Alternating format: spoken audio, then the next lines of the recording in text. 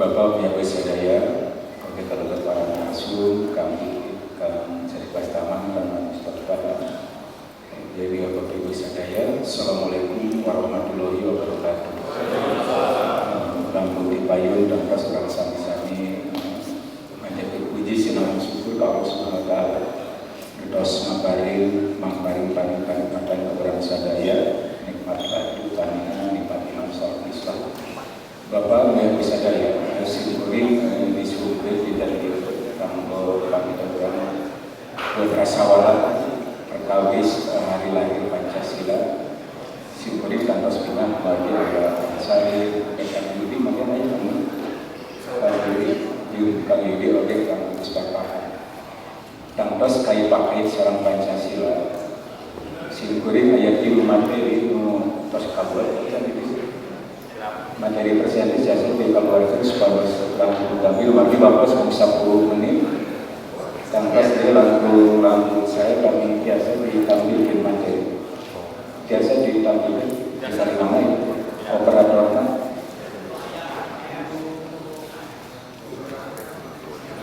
Oke, mangga keturunan. Enten bangun pengenalan atas ayat payu berapa bila sadaya. Simpuri kai pakai sareng materi badai ngadugikeun Pancasila nu dipingkai dina judulna jalan Pancasila di dalam bingkai sejarah NKRI. Ayat di luar pusing kuring badai dikeun mangga salajengna. Ayat di luar kahiji kai pakai sareng menjejaki kelahiran Pancasila. Kedua, menjejaki kiprah orang Sunda dalam proses kelahiran Pancasila. Katilu, menjejaki kiprah orang Sunda dalam memberikan Pancasila. Kunaon simkuring nujatan materi kahiji menjejaki kelahiran Pancasila. Ia tanpa sekedar ganti payu, kembali kait sarang nunamina musim kuring nyebat kebenaran sejarah. Bahwa sejarah itu bagaimanapun harus diungkap sebagaimana faktanya. Dan dalam kaitan ini Bapak Ibu Sadaya mangga lanjutkan. Oke. Karena demikian menjejaki real Pancasila dina sawala kanggo aya tampilan di kamari jeung sapara kanca. Kait pakai sareng. Mangga terus kanan. Nah, bagi orang menurut Pancasila ayat 5 seperti itu.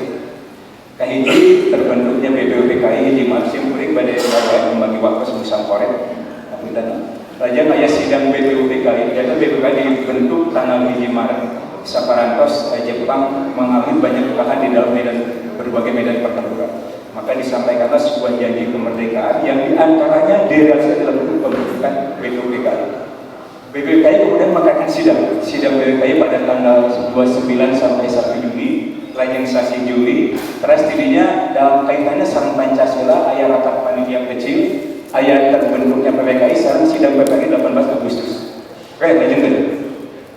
Kait pakai sareng lajeng kan, lagu sani-sani saya, lajeng kan. Nah, Bapak Ibu Sadaya, dina sidang BPUPKI, diayakeun di 28 di April di Juni, maka itu penting untuk kita keunikan kurang sadaya. Nuka hiji 28 pidato umat itu sumber primer. Sumber primer perkawis Pancasila. Nyata bukuna risalah sidang BPUPKI panitia persiapan kemerdekaan. Jadi risalah langsung sidang-sidang BPUPKI. Dina sidang ieu kahiji pidato Muhammad Yamin 28 Mei. Muhammad Yamin ngadudikeun sila-sila dasar negara. Fokusnya pada dasar negara. Nujuli perkawis rancangan undang-undang dasar. Tapi nuju ini perkawis dasar negara. Muhammad Yamin 5, perikebangsaan, perikemanusiaan, ketuhanan, kerakyatan, serta kedaulatan rakyat. Supomo mau ningatin tapi dia ayat di Ciana seperti rumah. Lajeng Soekarno mau ningatin ayatnya 5 dasar negara, asas negara. Kahiji kebangsaan, internasionalisme, mufakat, serta ketuhanan yang berkebudayaan. Di risalah disebutkan Soekarno menyatakan seperti ini, namanya bukan Pancadharma, tetapi saya namakan ini dengan petunjuk seorang teman kita ahli bahasa, namanya ialah Pancasila. Dina berbagai tafsir sejarah selajengna sering disebut ahli bahasa itu ngarujukna ka Muhammad Yamin. Tapi masih jantan perdebatan. Tapi sebenarnya ahli bahasa Indonesia Muhammad Yamin. Jantan ia kajantenan 28 Dwi Kaping Hiji Juni ayat istilah Pancasila didudukan ke Soekarno kangge memberi nama dasar negara didudukan di sidang PPKI. Tapi urutannya seperti tadi, kahiji kebangsaan, internasional mufakat, internasional saling pertukaran dan berbudaya. Clear sejarah seperti itu. Oke, salah jangan kumaha maka lanjutkan. Slide berikut. Lanjut ayat piagam Jakarta. Salah sawios tindak lanjut di sidang PPKI yaitu pembentukan panitia 9. Panitia 9 merumuskan kembali mengelaborasi perkawis dasar negara hasil dari panitia salapan di antawisna anggota Soekarno Kedua, Muhammad Hatta, Maramis, Habib Kusno, Agus Salim, Ahmad Subarjo, Wadisar Muhammad Yamin. Alhamdulillah tercatat ada orang Sunda di panitia 9. Nah itu rumusan dasar negara nubendan sarang bisa diacana. Kahiji ayat ketuhanan dengan kewajiban menjalankan bagi pemeluk-pemeluknya. Kedua kemanusiaan dia berada, persatuan, kerakyatan, serta keadilan sosial. Soekarno menyebut panitia ini merupakan satu modus satu antara golongan Islam dengan nasionalis. Mari benar tadi kan Soekarno menyebutkan kebangsaan pada nomor 1 sila. Tapi panitia Islam dan ketuhanan dengan kewajiban menjalankan sekarang bagi para pemeluknya. Ia tanggal 22 Juni. Lanjutkan. Nah, tanpa seorang kedah di Ogen Kuningan, saparan PPKI dianggap sebagai tugasnya dibentuklah PPKI. Panitia Persiapan Kemerdekaan Indonesia, bintang seluruh PPKI langsung dibina di Soekarno. Salah sawios hal nu diproduksi ku PPKI kita sidang PPKI di 18 Agustus. Lanjutkan. Oke. Tanpa sekali atas proklamasi kemerdekaan biasa diputar lah, biasa kan dikode dia oleh PDF. Maka lanjutkan. Nah, dina perumusan naskah teks proklamasi nu tanggal 17 Agustus dia saksi-saksinya seorang anggota PPKI. Nanging sumber mengingatkan ayat 2 orang Sunda nu ngiringan dina proses perumusan naskah proklamasi. Nyata Iwan Kusuma Samantri sareng Orto Iskandar Dinata. Tanpa kami Komisi Kuningan, perumusan naskah berlangsung dalam proses yang sangat-sangat menegangkan bagi terjadi di rumahnya Laksamana Maeda. Saparantos ayahnya pengamanan Soekarno Hatta di Rengas Dengklok. Saat dialog panjang golongan perasaan golongan muda dilepaskan lajeng dapat kebuki Laksana Maeda. Bagi di nawak hotel di ayah hotel di oke nusayati kangge orang-orang kita para founding father kita bicara tentang masalah proklamasi. Jadi ayah dilakukan Laksana Maeda. Lanjutkan. Nah, Bapak Dewa Ibu Sadaya, salah satu hasil sidang PPKI dengan adalah pertama mengesahkan UUD 45 yang di dalamnya berisi rumusan Pancasila. Di mana rumusan Pancasila itu sebagai produk dari orang-orang seperti Wahid Hasyim, Diki Bagus, Kasman Simodimejo, Muhammad Hatta dan Teguh Muhammad Hasan, melahirkan sebuah rumusan yang berbeda dengan Piagam Jakarta. Kami simpulkan hingga ini adalah sebuah bentuk kenegarawanan dari para tokoh bangsa pada masa itu. Karena mereka dengan kearifannya bersepakat agar sila pertama yang ada di dalam Piagam Jakarta, ketuhanan dan kewajiban menjalankan syariat Islam bagi para pemeluknya dihapus. Dan itu dialog yang sangat panjang dari 5 tokoh ini, Bapak Ibu sadar, sangat-sangat panjang dialog. Dan mereka bersepakat menghapus karena kalau tidak saudara kita dari timur keberatan. Bisa jadi NKRI tidak hadir pada masa itu. Maka dengan kesadaran itulah kemudian mereka bersepakat untuk menghapus 7 kata itu menjadi ketuhanan yang Maha Esa. Dan inilah rumusan Pancasila yang sebagaimana kita kenal saat ini. Maka Bapak Ibu sadaya, paling kurang ayat 41-42 lanjutkan. Kapan hari lahir Pancasila? Maka fakta sejarah dia bicara tentang 2 hal ini. Lanjutkan. Seperti itu, Bapak. Tidak bisa dipungkiri. Jadi kalau kita bicara 1 Juni itu betul hari lahir Pancasila, tapi koma belum selesai. Meskipun Kepres 24 2016 menyebutkan rentetan peristiwa, tapi tidak jernih menjelaskannya seperti apa. Di Kepres disebutkan kan 1 Juni 22 Juni, lajeng 18 Agustus sebagai sebuah proses. Tapi kalau kita bicara historisitas, maka 1 Juni itu hari lahir Pancasila, sebagai istilah atau konsepnya. Dan kalau kita bicara hari yang sebenarnya, maka mau tidak mau yang betulnya adalah 18 Agustus 1945. Karena itulah Pancasila sebagaimana yang kita kenal sekarang. Pancasila menurut tanah panggil Bapak Ibu Sadaya, ketuhanan yang Maha Esa, kemanusiaan liberal, persatuan Indonesia, kerakyatan, dan keadilan sosial. Ini hal tahiji nu simpure bagi juga, kunang dari juga margi di dalam sejarah kita banyak hal yang memang masih perlu dibenahi, diluruskan. Kita bicara kebangkitan nasional masih 20 Mei, padahal fakta sejarah bicara ada organisasi yang lebih dulu dari Budi Utomo, Syarikat Dagang Islam 16 Oktober 1905. 3 tahun lebih dulu dari Budi Utomo. Tapi Budi Utomo yang dipilih karena produk dari para elit pada masa itu dianggapnya lebih mencerminkan dan lebih aman karena ini tidak merekomendasi sebuah organisasi keagamaan. Dan terus melihatnya sami, Bapak Ibu sering nepangan fakta sejarah yang masih perlu kita benahi bersama-sama. Lumayan daerah bagi orang naros ke warga anak bangsa ini tanya kapan Indonesia lahir, pasti ngawalana saya 17 Agustus. Padahal kan kedahnya di elaborasi lagi Indonesia sebagai apa? Kalau Indonesia sebagai sebuah negara yang baru diproklamasikan, baru merdeka, betul 17 Agustus. Kalau Indonesia sebagai sebuah negara, 18 Agustus yang benar. Ini bagian dari sejarah yang perlu kita luruskan bersama-sama. Masih sesuai misalnya, kalau buat orang bagi nomor Kaduman aja di Jawa Barat, orang langsung memulai Kartini. Padahal Pak bukan dipersatukan dibanding-bandingkan Dewi Sartika jauh lebih luar biasa dari Kartini. Tadi bahasa Kang Gajah mah Dewi Sartika praktakana aja. Kartini mah ya. Hanya sebatas gagasan ide-ide dan sifat. Tapi kalau Dewi Sartika sampai ke lagi. Iya salah satunya sudah ada kurang itu. Maka kita lanjut dulu. Akhirnya kuma menjadi kiprah orang Sunda dalam proses kelahiran Pancasila, di mana ayana orang Sunda Suma, maka selanjutnya. Ayo. Di atasnya sidang BPUPKI, ayat 7 orang Sunda menjadi anggota BPUPKI.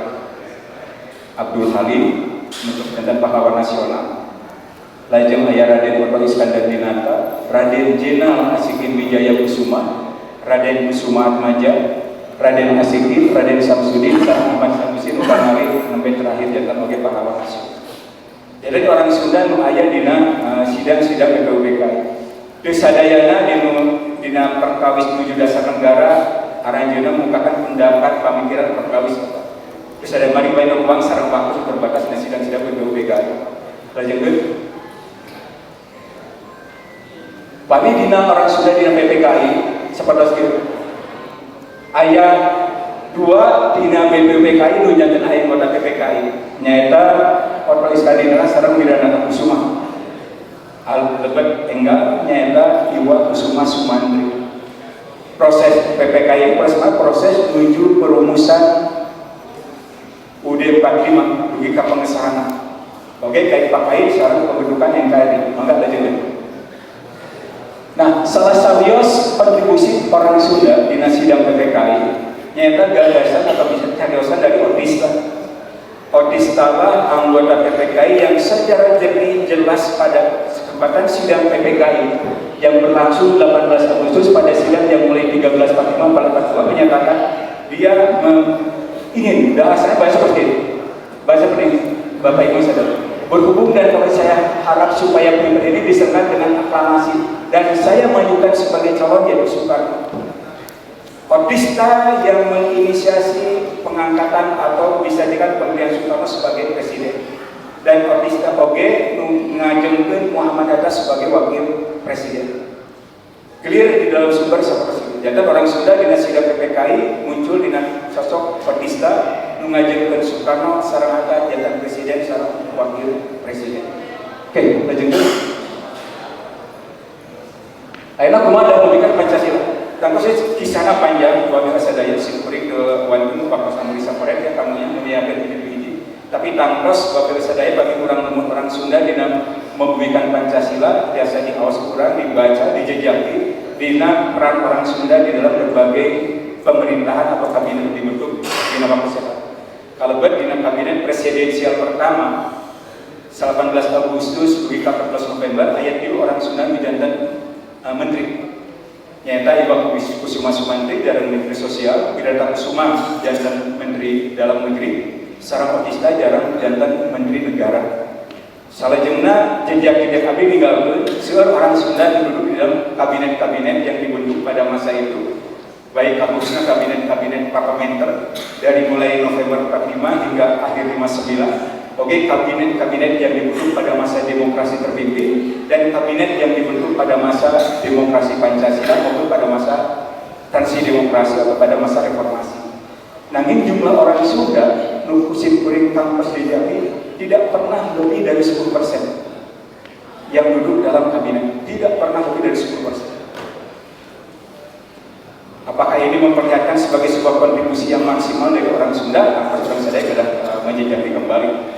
Nah, bukti oke sadaya. Lanjutkan. Nah, salah sawiosna Gerbis. Betul Kang Andri, Gerbis aya catatan di dalam catatan sejarah dina pemilu 55. Lambangna sapertos kieu mari acan aya cetakan kemudian dilukis lambang-lambang itu. Terusan simkuring S3 mengkajina lambang-lambang partai politik pemilu 55 juga 2018. Salah satunya jejak-jejak lambang-lambang pada pemilu 55. Gerbis tentang salah sawios tadi praktekan orang Sunda di pemilu 55. Dan luar biasanya lanjutkan ini hasilnya. Gerak Gerbis ada partai politik dan partai memilih mau sebagai simbol berhasil meraih suara sebanyak 35.000, lumayan teman-teman, sehingga berhak atas satu kursi dalam konstituan. Juga ayeuna mun Gerbis sekirian pemilu yang mungkin kena moal. Tadi Kang Ganjar tadi orang praktekanana mulai sebentar orang Sunda deh. Tadi namanya jalan pasang itu orang Sunda ya kene kalau kumpul jangan ngawal. Di samping Gerbis saya calon individual yaitu Raden Odo Suramiharja. Alhamdulillah aja nama dikapilih dan dapat dituan suaranya tidak mencuri dan memadai. Ia jejak sejarah orang Sunda di dalam pemilu 55. Yang tadi kalau kita perhatikan pemilu 55 munculkan kembali 4 partai besar termasuk PKI yang dengan sangat luar biasa berhasil bangkit dari keterpurukan setelah peristiwa Madiun tahun 48. 7 tahun bangkit dan menjadi 4 besar di dalam pemilu 1955. Lanjutkan. Nah, ia gerakan-gerakan kesundaan tanpa sebagai salah satu kiprah praktekan orang Sunda. Mereka kan orang Sunda itu Bapak Ibu sadaya saparantos lahirna negara Sunda. Dicap kemudian pusat itu sebagai orang Sunda etnis yang sangat mendukung federal. Jadi orangnya dianggap kelompok federalis, bukan pendukung unitaris. Maka tidak heran orang Sunda itu sejak itu banyak yang dimarginal. Maka tidak heran kalau di gedung sate oke, sebenarnya orang Wetan tidak tahu sakit. Ini menunjukkan sikap kegamangan pada orang Sunda pada masa itu. Maka salah satu bentuk praktekana menghadapi agama itu adalah para pemuda Sunda mengadakan kongres pada masa itu, dan kemudian kongres ini diinisiasi oleh Ari Rosidi. Organisator tadi Bapak Sadaya ada Daya Sunda, Badan Usaha Pemuda Sunda, dan Front Pemuda Sunda. Dan salah satu hasilnya seperti ini. Mangga lanjutkan. Nah ini hasilnya Bapak Ibu. Jadi di antawisna kahiji menyatakan bahwa istilah Jawa Barat diganti dengan Sunda. Terus muncul Pak Presiden. Lanjut sebagai konsekuensinya istilah Jawa Tengah diganti dengan Jawa Barat dan nama Pulau Jawa diganti dengan Nusa Selatan. Sesuai contoh dari Bunda sendiri yang mengganti istilah Sunda kecil dengan Nusa Tenggara. Dan tadi paling kurang memuji Sunda itu kami kades semakin memang termarginalkan dan semakin terhapus dari panggung sejarah Indonesia sebagai sebuah istilah saja. Jika tidak ada keprihatinan bangsa dari Bapak Sadaya, sebagai sebuah istilah saja Sunda itu dipupus, dihapus. Maka tadi yang namanya Sunda kecil sudah jelas sudah besar sudah bisa. Sunda kecil juga kemudian dihapus dengan istilah Nusa Tenggara. Kedua kemudian Kitapa Dewi Sartika ditetapkan sebagai pahlawan nasional. Sekarang tentunya kalau kita bicara dua orang ini khususnya Dewi Sartika dan Otista sudah jadi pahlawan nasional. Dan kemudian ketiga, bahwa Dewi Sartika dan Elisa diperingati oleh orang setiap tahun sebagai ibu dan bapak Sunda. Dan yang keempatnya, Gajah Mada ya, sebagai bentuk protes, bukan pahlawan nasional, malah sebaliknya seorang penjajah, tegas. Barangkali Pak orang Sunda kepungkurannya tegap, penjajah yang sudah beri percaya terhadap suku bangsa sehingga segala mitos dengannya harus dihancurkan. Ini realitas historis kan, di mana kita tadi bicara praktek dan bentuk sikap orang Sunda di situasi politik yang berkembang pada masa itu. Tapi kayak daerah mungkin apa karena Kongres ini bukan kata yang Gajah Mada kita. Lanjut, mangga. Tapi simpuring emon Bapak Ibu sadaya, kapungkur aya kereta api di Bandung itu, kami di Bandung, namina kereta Pajajaran. Tapi begitu di Jawa, kita kereta atas nama sanes kereta Pajajaran, tapi beri gambar kereta tanah bina. Jadi dia mah kerajaan Pajajaran kan. Tapi dia itu sanes kereta Pajajaran. Yang terakhir pengintan Bapak Ibu sadaya, simpuring meningatkan paling berkawis perkerakan tadi tangtos seueur tokoh-tokoh Sunda yang ada orang di Emun. Kami sebelum kemerdekaan tadi orang buat ayah ada Dewi Sartika, ayah Menamina Orpista, ayah Menamina Gatot Mangku Raja, ayah Emma Puradireja, ayah Inggit Garnasi, sosok yang luar biasa. Dari simpuring dan kajian menuju ngajeng ke Inggit dan pahlawan nasional. Kami di ayah Inggit, kaji Soekarno mungkin lulus dan sarjana, mungkin. Iya.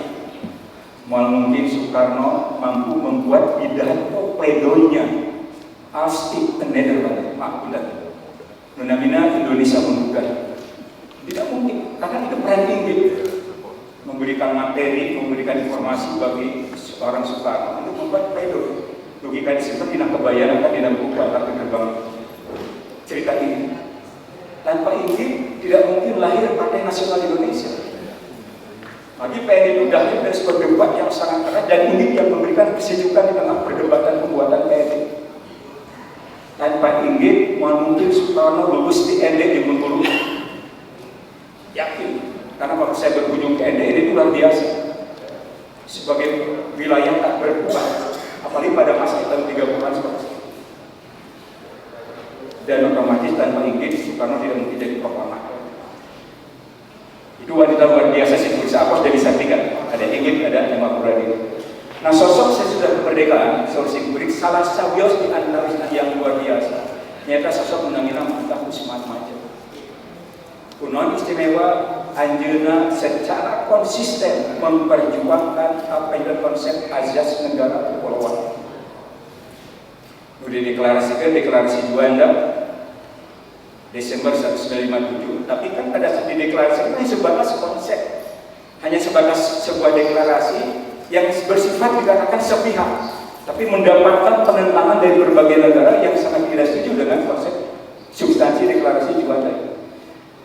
Dan yang namanya Muhtar memperjuangkan itu secara konsisten sejak 1958 hingga kemudian diratifikasi dalam UNCLOS yang ketiga pada tahun 1982. Namun prakteknya politik seperti itu enggak lanjut. Ini praktekan dimulai dari deklarasi Juanda, undang-undang, konvensi hukum, logika, tanggal lahir undang-undang perairan. Konvensi hukum tahun 82, jadi kurang lebih 25 tahun Muhtar konsisten memperjuangkan asas negara kepulauan. Nu ayeuna orang menjadikan sebagai wawasan Nusantara. Itu produk seorang Muhtar Usman Maja. Lanjut. Nah ini, bayangkan luas wilayah NKRI bertambah karena seorang Muhtar tidak perlu mengeluarkan satu butir pun peluru. Kita sebagai wilayah NKRI itu ada pada titik 2.027.087 km, tapi sudah Muhtar meningkat menjadi 5.193.250, bertambahnya sekitar 3.166.163 km. Jadi Muhtarlah Bapak Ibu, Bapak Ibu sadaya, yang betul-betul menyatukan wilayah kita, tanah dan air kita menjadi tanah air Indonesia. Jadi kontribusi sangat luar biasa. Dan UNCLOS pun diratifikasi dan diikuti berbagai negara. Maka tidak heran kalau seorang Susi Pujiastuti Menteri itu berani tenggelam, karena itu wilayah kelautan Republik Indonesia. Itu jadi dasar. Maka dan pada saat Muhtar kemudian kembali yang tadi saya katakan apa ini? Jadi pada saat kemudian kami tengah memperjuangkan Muhtar menjadi pahlawan nasional. Simkuring menuju dalam sidang-sidang meninggal. Kalau seorang Muhtar dianggap menjadi pahlawan nasional, badai pahlawan hukum ada itu belajar pula. Mungkin keamanan yang bagus kita di Dewan pakai kelas. Akhirnya posisi usulannya itu Bapak Gagasa Daya. Paragraf ada di Dewan Gelar. Kasar nama kan angkat orang ayat biasa yang kawasan ada Dewan Gelar. Lagi pemerintah orangnya alhamdulillah tahun 2004 membuat sejarah. Nyata tahun tanpa pahlawan tahun 2002. Luar biasa. Kawal dulu pemerintah. 10 November naik pangkat itu baru pertama kali 2002 pengangkatan bisa dekat pahlawan tidak ada pengangkatan pahlawan nasional. Mudah-mudahan 2025 ini Muhtar menjadi salah satu yang belum bisa dianggap menjadi pahlawan. Karena kontribusinya tadi yang saya katakan sangat luar biasa. Jadi kalau Muhtar diusulkan menjadi pahlawan itu bukan karena beliau rektor, bukan karena juga beliau bekas menteri luar negeri dan menteri kehakiman, tapi karena merekam jejak konsisten memperjuangkan hak-hak orang Sunda tentang bagaimana azas negara berkepulauan. Bahkan di panel di kami Simkuring, Muhtar kalau orang Sunda nulis nggak mulai bahasa Sunda. Ya kami ngobrol secara bawahan aja mulai bahasa Sunda.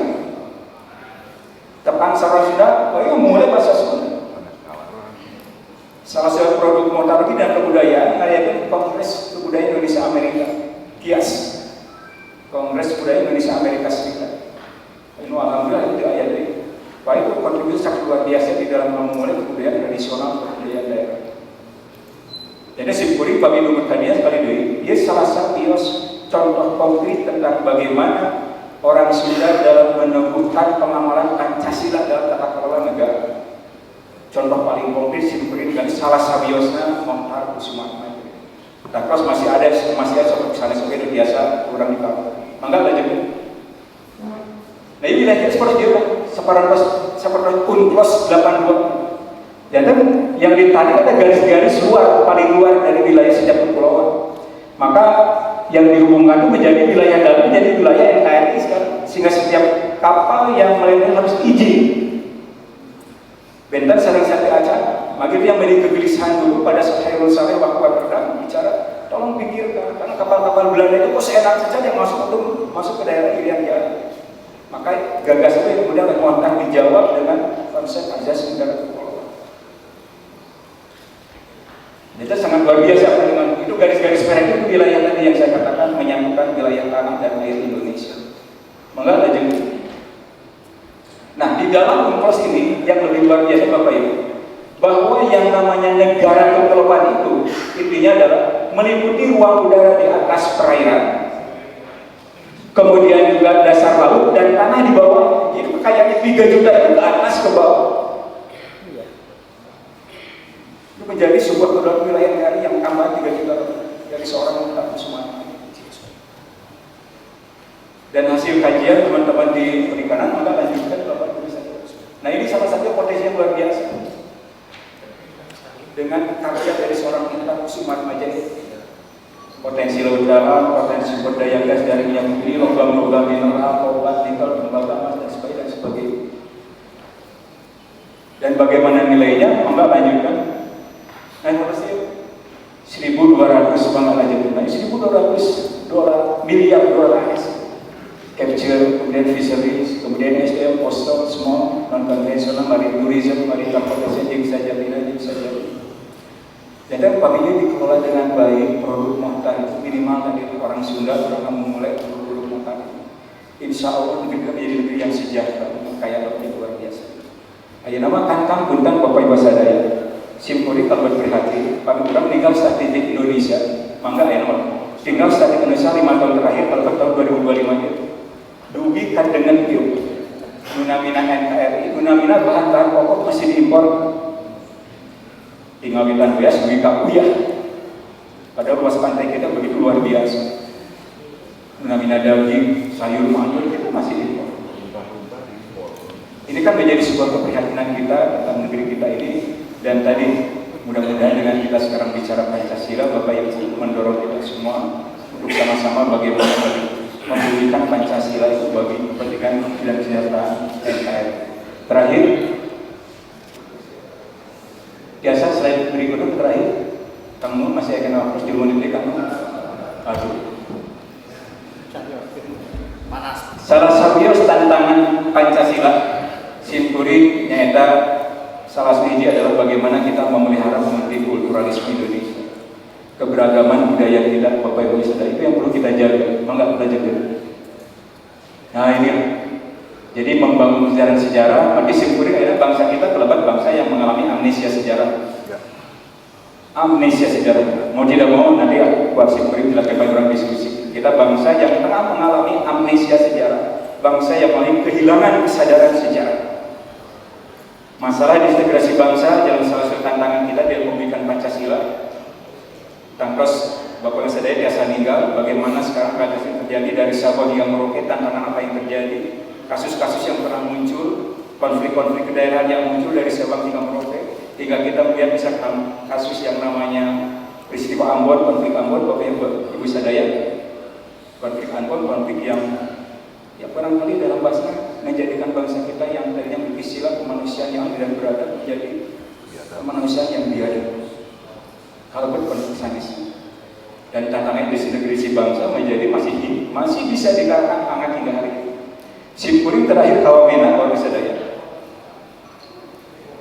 ketemu dengan para elit di sana. Setiap habis bicara pasti bahasa gini, Prof, hari ini kami masih merah putih, tapi entah esok atau lusa. Selalu itu bahasa di Papua pegunungan. Hari ini kami masih merah putih, entah esok atau lusa. Ini adalah tantangan serius kan kita memberikan Pancasila, Bapak. Oke, kalau bertantos tadi masalah keadilan sosial, sekarang multikulturalisme. Salah satu kurang jadi sadaya, kita menjaga keberagaman budaya, kalau kurang ngajaki kebudayaan Sunda.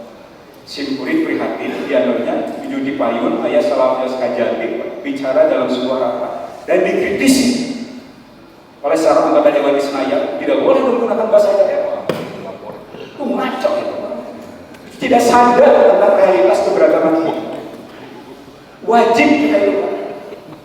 Simpuri harus kami kurang mengerasukan bagus rasukan, tapi substansi lebih utama. Salah satu substansi Anda kurang memulai bahasa daerah, bahasa Sunda dan memulai berdasar. Yang satu itu wajib orang Sunda, masyarakatnya, elit politiknya memulai bahasa Sunda.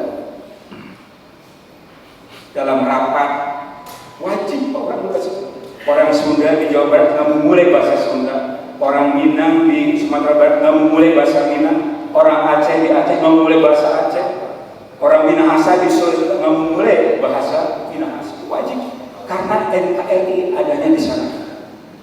NKRI jelas slogannya ada beberapa Pancasila, Bhinneka Tunggal Ika. Substansi Bhinneka Tunggal Ika sami jauh substansi para anak muda pada 28 Oktober 1928. Anak muda kita merumuskan Sumpah Pemuda dengan sangat cerdas, padahal masih 20 tahunan. Nu ayeuna ngaco dirumuskeun tadi, Pak. Mun peringatan Sumpah Pemuda sering orang tinggal angka hiji, Pak. Nusa, bangsa, bahasa, ngaco itu, Pak, menyesatkan sejarah. Karena tidak pernah Sumpah Pemuda bicara satu nusa, satu bangsa, satu bahasa, tidak pernah. Ini penyesatan sejarah lagi misleading. Karena Sumpah Pemuda bicaranya menjunjung bahasa persatuan bahasa Indonesia.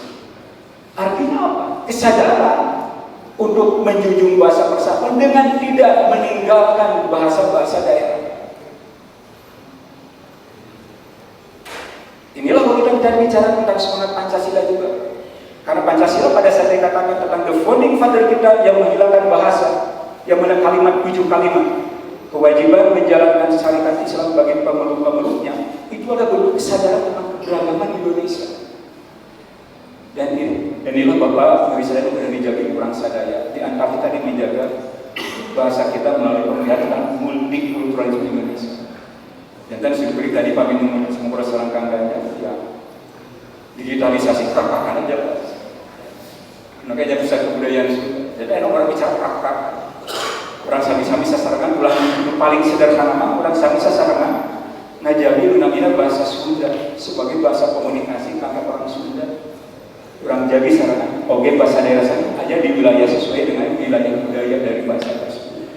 Ieu salah sawios urang ngajabi namina NKRI madi dina urang ngajabi budaya daerah, artinya kita pada kita menjaga bahasa daerah, artinya kita tengah menjaga kebudayaan daerah.